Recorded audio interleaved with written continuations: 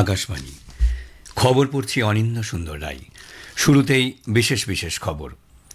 প্রধানমন্ত্রী নরেন্দ্র মোদীকে কাতারের আমির Sheikh Tamim bin Hamad Al থানির টেলিফোনে কাতারে বিস্ফোরণের ঘটনায় মৃত প্রবাসী ভারতীয়দের প্রতি সমবেদনা জানিয়েছেন। দুই দেশের নেতা পশ্চিম এশিয়ার পরিস্থিতি নিয়েও কথা বলেন। বিদেশ মন্ত্রকের মুখপাত্র রণধীর জয়সওয়াল পাকিস্তান অধিকৃত কাশ্মীর পরিস্থিতি নিয়ে পাকিস্তানের মন্তব্যের জবাবে বলেছেন, প্রতিবেশী দেশের এ ধরনের মন্তব্য তাদের ব্যর্থতা আড়াল করার মরিয়া প্রচেষ্টা। ব্রিক্স গোষ্ঠীভুক্ত দেশগুলোর জাতীয় নিরাপত্তা উপদেষ্টা ও নিরাপত্তা আধিকারিকরা বৈঠকে সন্ত্রাসবাদ ও সাইবার হুমকি সহ একাধিক সমস্যার মোকাবিলায় সদস্য দেশগুলোর মধ্যে সম্পর্ক মজবুত করার উপর জোর দিয়েছেন। এল নিনোর কারণে মৌসুমি বায়ু দুর্বল হয়ে পড়ায় কৃষিক্ষেত্রে সম্ভাব্য প্রভাব মোকাবিলায় কেন্দ্রীয় সরকার খারিফ মরশুমের জন্য আগাম প্রস্তুতি নিচ্ছে। বিশ্বকাপ ফুটবলে গ্রুপ কের ম্যাচে পর্তুগাল উজবেকিস্তানকে 5-0 গোলে হারিয়ে দিয়েছে। পর্তুগালের হয়ে ক্রিস্টিয়ানো রোনাল্ডো 2টি গোল করেন। গ্রুপ এল এর অন্য খেলায় ইংল্যান্ড ও ঘানার মধ্যেকার ম্যাচ গোলশূন্য অবস্থায় শেষ হয়েছে। আসছি বিস্তারিত খবরে। প্রধানমন্ত্রী নরেন্দ্র মোদীকে কাতারের আমির Sheikh Tamim bin Hamad Al থানির টেলিফোনে কাতারে বিস্ফোরণের ঘটনায় মৃত প্রবাসী ভারতীয়দের প্রতি সমবেদনা জানিয়েছেন। দুর্ঘটনার পর আহতরা যেভাবে দ্রুত মেডিকেল সহায়তা পেয়েছেন সেই নিয়ে কাতারের আমিরকে ধন্যবাদ জানান প্রধানমন্ত্রী। উল্লেখ্য, গত রবিবার কাতারের রাস লাফান শিল্প শহরে এই দুর্ঘটনায় 12 জন প্রবাসী ভারতীয় শ্রমিকের মৃত্যু হয়। টেলিফোনে দুই দেশের নেতা কাতারে কর্মরত ভারতীয় নাগরিকদের নিরাপত্তা ও সুযোগ সুবিধার প্রতিশ্রুতি নিয়ে আলোচনা করেন। দুই নেতা পশ্চিম এশিয়ার পরিস্থিতি নিয়েও কথা বলেন। বিদেশ মন্ত্রক জানিয়েছে 10টি ভারতীয় পতাকাবাহী জাহাজ এখনও পারস্য উপসাগর অঞ্চলে অবস্থান করছে। নতুন দিল্লিতে গতকাল এক সাংবাদিক সম্মেলনে বিদেশ মন্ত্রকের মুখপাত্র রণধীর জয়সওয়াল বলেন, গত 17 জুন মার্কিন যুক্তরাষ্ট্র ও ইরানের মধ্যে সমঝোতা স্মারক স্বাক্ষরের পর থেকে মোট 11টি ভারতগামী জাহাজ হরমুজ প্রণালী অতিক্রম করেছে। এর মধ্যে এক একটি ট্যাঙ্কারে 2,85,000 মেট্রিক টন অপরিশোধিত তেল বহনকারী 3টি ভারতীয় পতাকাবাহী ট্যাঙ্কার রয়েছে। এছাড়াও একটি বিদেশি পতাকাবাহী এলপিজি ক্যারিয়ার, একটি বিদেশি পতাকাবাহী অপরিশোধিত তেলবাহী ট্যাঙ্কার এবং 6টি বিদেশি পতাকাবাহী সার বহনকারী ট্যাঙ্কার রয়েছে। তিনি আশা প্রকাশ করেন যে বাকি ভারতীয় পতাকাবাহী জাহাজগুলোও শীঘ্রই হরমুজ প্রণালী অতিক্রম করবে। কাতারের বিস্ফোরণ প্রসঙ্গে শ্রী জয়সওয়াল বলেন, ওই ঘটনায় 12 জন ভারতীয় নাগরিক নিহত এবং মোট 66 জন আহত হয়েছেন। তিনি আরও বলেন, মৃতদেহ দ্রুত দেশে ফেরত পাঠানোর প্রক্রিয়া ত্বরান্বিত করতে ভারত কাতারের সঙ্গে ধারাবাহিকভাবে যোগাযোগ করে চলেছে। We lost 12 of our nationals in the tragedy in Ras Laffan gas field where an explosion happened. Several other people have also been injured. I'm told that some 66 people are injured across nationalities. We don't know exactly how many of them are Indian nationals, but all those people who are injured are safe. We are talking to the local authorities for the identification of the mortal remains as also for the transportation of mortal remains to India. We are also in touch with the family members of those who have died in this very unfortunate accident. পাকিস্তানের প্রতিরক্ষামন্ত্রী খাজা আসিফ কর্তৃক পাকিস্তান অধিকৃত কাশ্মীর পরিস্থিতি নিয়ে করা মন্তব্যের জবাবে রণধীর জয়সওয়াল বলেন, প্রতিবেশী দেশের এ ধরনের মন্তব্য তাদের ব্যর্থতা আড়াল করার মরিয়া প্রচেষ্টা এবং মানবাধিকার লঙ্ঘন থেকে দৃষ্টি সরানোর চেষ্টা। তিনি জোর দিয়ে বলেন, পাকিস্তান অধিকৃত কাশ্মীরে ধারাবাহিক বিক্ষোভ পাকিস্তানের দীর্ঘদিনের অর্থনৈতিক শোষণ, মৌলিক অধিকারের বঞ্চনা এবং প্রশাসনিক নিপীড়ন, জরুরি সরবরাহ ও ওষুধ বন্ধ, ইন্টারনেট ব্ল্যাকআউটের প্রত্যক্ষ ফল।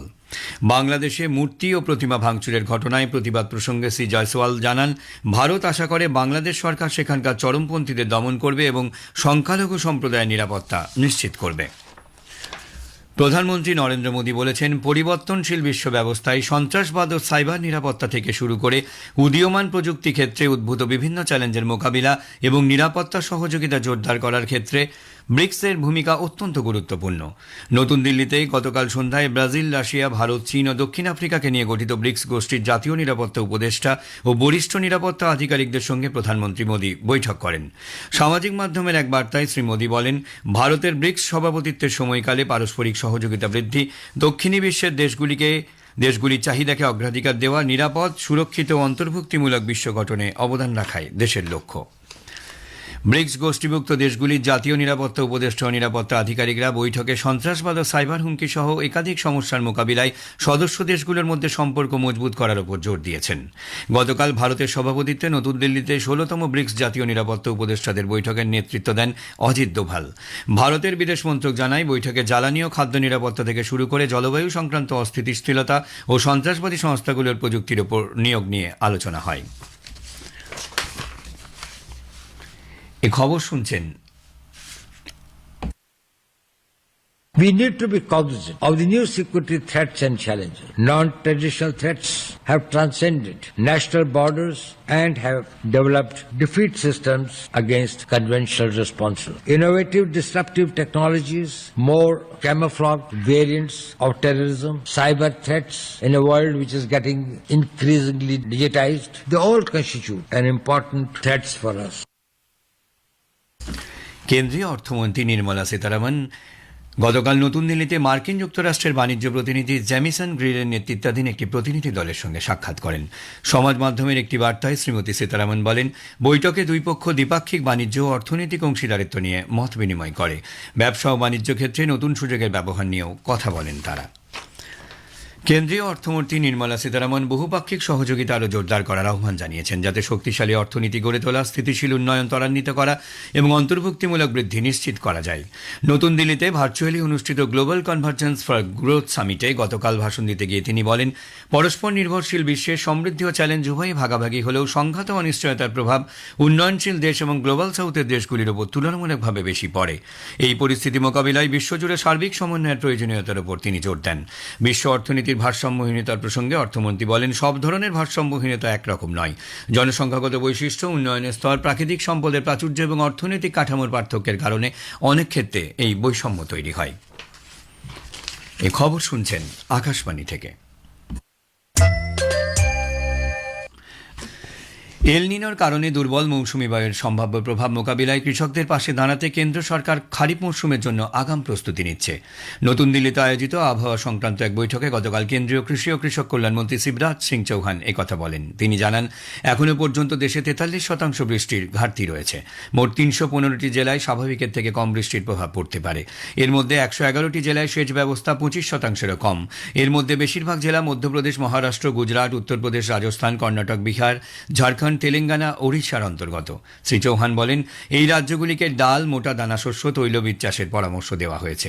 যে সমস্ত চাষে জল কম লাগে এবং যে সমস্ত শস্য প্রতিকূল পরিস্থিতিতেও ভালো ফলন দিতে সক্ষম বলে জানান তিনি। শ্রী চৌহান আরও জানান যে কৃষকদের সময় মতো পরামর্শ প্রদান নিশ্চিত করতে কৃষি বিজ্ঞান কেন্দ্র, অ্যাগ্রোমেট ইউনিট এবং SMS, WhatsApp, call centre, radio, television ও সমাজ মাধ্যম সহ একাধিক পরামর্শমূলক পরিষেবা দেওয়ার ব্যবস্থা করেছে সরকার। সামুদ্রিক ক্ষেত্রে এল নিনো পরিস্থিতির সম্ভাব্য প্রভাব সম্পর্কে বিশেষ বুলেটিন প্রকাশ করেছে Indian national centre for ocean information services. হায়দ্রাবাদে আয়োজিত এক অনুষ্ঠানে চেভেল্লার সাংসদ কোন্ডা বিশ্বেশ্বর রেড্ডি প্রথম বুলেটিনটি প্রকাশ করেন। সেখানে উল্লেখ করা হয়েছে, এল নিনো পরিস্থিতি ক্রমশ ঘনীভূত হচ্ছে এবং চলতি বছরের নভেম্বর থেকে 2027 জানুয়ারির মধ্যে এটি সর্বোচ্চ মাত্রায় পৌঁছাতে পারে। মার্কিন প্রেসিডেন্ট ডোনাল্ড ট্রাম্প আজ দাবি করেছেন, তেহরান তাদের পারমাণবিক পরিকাঠামোর দীর্ঘমেয়াদী ও সর্বাত্মক নজরদারিতে সম্মতি দিয়েছে। পাশাপাশি ওয়াশিংটন হরমুজ প্রণালীতে নৌ পরিবহন সংক্রান্ত বিধিনিষেধ শিথিল করবে এবং আর্থিক ছাড় দেবে, তবে তা কঠোর মার্কিন তত্ত্বাবধানে থাকবে। সামাজিক মাধ্যমে এক বিস্তারিত বার্তায় প্রেসিডেন্ট ট্রাম্প বলেন, চলতি কূটনৈতিক আলোচনায় ইরানি নেতৃত্ব উল্লেখযোগ্য ছাড় দিয়েছে।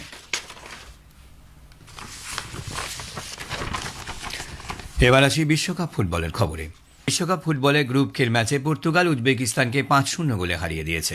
পর্তুগালের হয়ে ক্রিস্টিয়ানো রোনাল্ডো 2টি গোল করেন। উল্লেখ্য, রোনাল্ডো বিশ্বকাপে 6টি ভিন্ন আসরে গোল করা প্রথম ফুটবলার হিসেবে ইতিহাস করেছেন। ক্রিস্টিয়ানো রোনাল্ডোকে ম্যান অব দ্য ম্যাচ নির্বাচিত করা হয়। অন্যদিকে গ্রুপ এলের অন্য খেলায় ইংল্যান্ড ও ঘানার মধ্যেকার ম্যাচ গোলশূন্য অবস্থায় ড্র হয়েছে। গ্রুপ এলের অপর একটি ম্যাচে ক্রোয়েশিয়া পানামার মুখোমুখি হয়েছে। শেষ পাওয়া খবরে ক্রোয়েশিয়া 1-0 গোলে এগিয়ে রয়েছে। গ্রুপ কের অন্য ম্যাচে কলম্বিয়া DR কঙ্গোর মুখোমুখি হবে।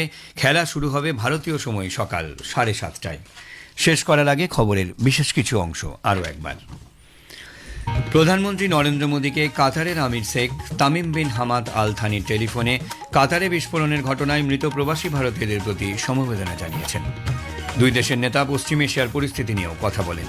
বিদেশ মন্ত্রকের মুখপাত্র রণধীর জয়সওয়াল পাকিস্তান অধিকৃত কাশ্মীর পরিস্থিতি নিয়ে পাকিস্তানের মন্তব্যের জবাবে বলেছেন, প্রতিবেশী দেশের এ ধরনের মন্তব্য তাদের ব্যর্থতা আড়াল করার মরিয়া প্রচেষ্টা।